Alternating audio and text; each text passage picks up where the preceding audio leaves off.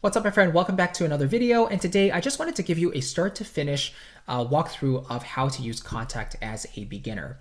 So I'm making this video because Kontakt has been the platform I've used for years, like coming up on a decade now. I've been using Kontakt for literally all my orchestral productions, and it's a player made by Native Instruments. It hosts a lot of third-party libraries, which is my personal use for the platform. So in case you're interested in it, it has a lot of variety of uses, but I just want to share with you the basics of how to load it, how to start playing with it, and how to record with it. All right, so the very first thing you want to do in your DAW is to find where you can place in an instrument, whether that is a player like Kontakt or anything else like a stock plugin for your instruments. So in Logic, we have an instrument little group or a slot right there. And then you would want to go down to your AU instruments and find Native Instruments Kontakt. Okay, so hopefully you've already installed it. It should be baked into your computer system. So when you open your DAW or you restart your computer, you have Kontakt as an available option. Now I'm going to go with Kontakt 7 because Kontakt 7 is the latest version of Kontakt at the time of this recording, and it's going to have more relevant features if you are picking up Kontakt for the first time. There are a couple of options you can choose here. I usually go with the stereo option, but if you want to open up multiple patches within Kontakt, which I can demonstrate in other videos, but if you want to open up multiple instruments in the one Kontakt instance, then this is where you might want to go with the 16x stereo. But in this case, let's just go with a regular stereo, assuming that we are loading one instrument in this Kontakt patch or in this Kontakt instance. So when it opens up, you're going to get a list of all your Kontakt libraries. And again, a lot of Native Instruments sample libraries are made for Kontakt, their own player, but a lot of third-party developers like Spitfire Audio, East West, Cinemax Studio Series, Cinesamples, they have made libraries for Kontakt as well. It's sort of the industry standard when it comes to orchestral libraries.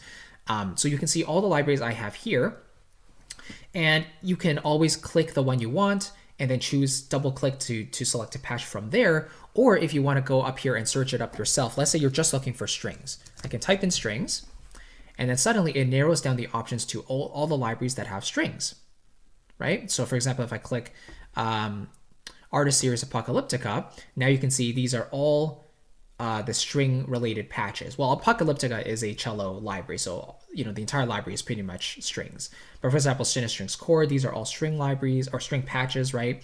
Maybe I can now search up choir, so it's going to show up me all my choir patches and etc. But I personally don't really prefer this method of selecting patches. It is useful if you're looking for a specific sound really quickly, but I actually like to look at my instruments from the Kontakt view window. So to get to that, I'm going to click X here. You can see load or create an instrument. Up to view, when you click view here, you want to click rack view, and that will bring up the rack of all your Kontakt libraries on the left side. So these are the libraries that are made for Kontakt Player, and if you have the full version of Kontakt, they will also show up here, which is really, really nice. But yeah, even if you have the free Kontakt Player, if the library is made for the player, then you'll be able to see all the libraries listed right here. And all you need to do to play a library is to click Instruments, and then you just double click the patch of your choice, or you click and drag it into the Kontakt window. And now, as it's loading, you should be able to start playing and hearing sound. Right? And like I mentioned before, if you load up the 16x stereo here in your Kontakt, then you'll be able to load up multiple patches, for example. So let me see. Let's load up another patch here. Let's see the cinematic patch. I can click and drag that in below the first patch. And if you want multiple tracks with each one going out to one Kontakt patch instrument, then up here under MIDI channels, you're going to want to set that up as well. So here you have port A from host. I would set that to number 1. So that corresponds to track number 1. Then the second patch, port A, then you would select track number 2, right? So that's basically how you would do that. But then, of course, you would need this selected 16x stereo. But in this case, I've now adopted the workflow where I just load one patch per Kontakt instance. So if I want another Kontakt instrument, then I can just either duplicate the track so that it already has Kontakt loaded, or I can create it from scratch. So I can click Add, Software Instrument, Create, and then load it in again. So Kontakt 7, stereo, and there we go.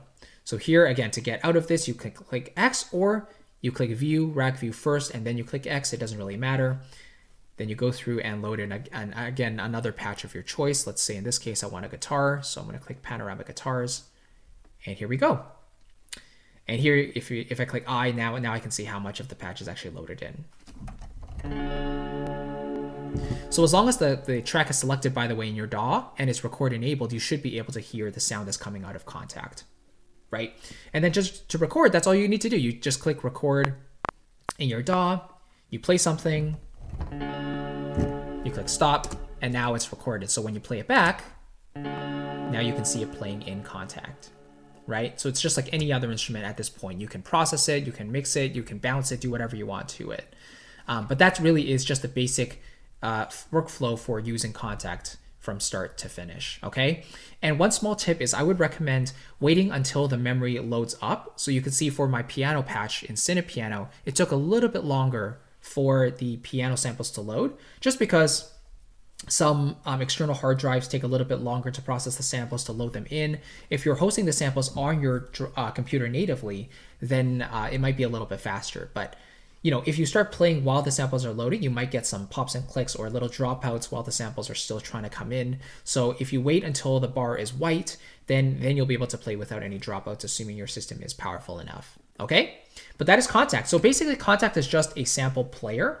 And of course you can take sounds, you can manipulate them in the back end for libraries that let you do that. But the way I use Kontakt the most is basically just to host the sample libraries that I want to use, and I use it to activate and play those libraries. Very, very simple. Again, you can go even deeper into this, but just making sure that you have the setup of creating your tracks, selecting Kontakt, making sure you have the view that you actually want inside, and then clicking and dragging or double clicking a specific patch to load it in, and then selecting either Omni, which just means like every patch or every track will be able to be heard and played, or the individual track of your choice. You can do that as well. You should still be able to hear the patch from there, and then you go from there however you want. Mixing, processing, adding more tracks, etc. Do whatever you want. But again, that final question of, is it better to have a bunch of Kontakt instances with one instrument in each, or should I be using one Kontakt instance and having multiple instruments loaded in, you know, all the way down? And this is the workflow that I've done for years, loading in multiple patches up to 16, and it served me okay. But more recently, I've been just doing one Kontakt instance per track, and that's been fine for me as well. So I really have no big preference, but I think for mixing, it is easier to do this one Kontakt instance per track method. It's just a little bit cleaner, a little bit more flexible. So it's just a new method I've been doing, and it's working really well. So thank you so much for watching. Really appreciate it. If you want to check out Kontakt for yourself, I've linked to it down below in the description, and you can check it out for all it's worth.